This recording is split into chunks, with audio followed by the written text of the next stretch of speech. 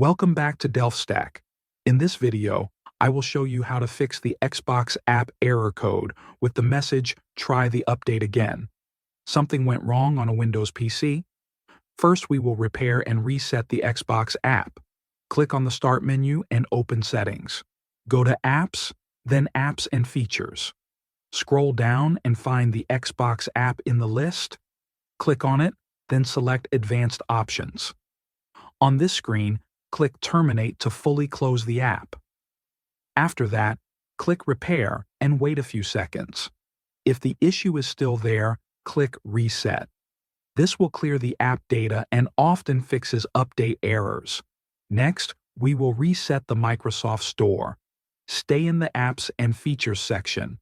Find Microsoft Store, click on it, and open Advanced Options.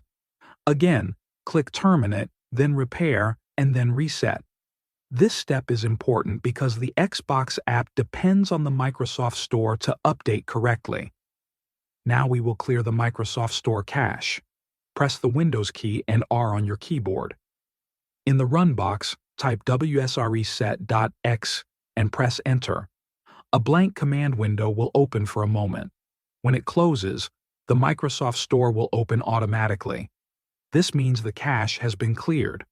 After that, check your time and region settings. Open Settings and go to Time and Language. Make sure the date, time, and time zone are correct. Then check the region section and confirm your country or region is set correctly. Next, check for Windows updates. Open Settings and go to Windows Update. Click Check for updates and install any available updates. Restart your PC if required. Finally, we will scan system files. Click Start, type CMD, right-click Command Prompt, and choose Run as Administrator. In the command window, type SFC, JOX-SCANO, and press Enter. Wait for the scan to finish and follow any on-screen instructions. After completing all these steps, restart your PC and open the Xbox app again.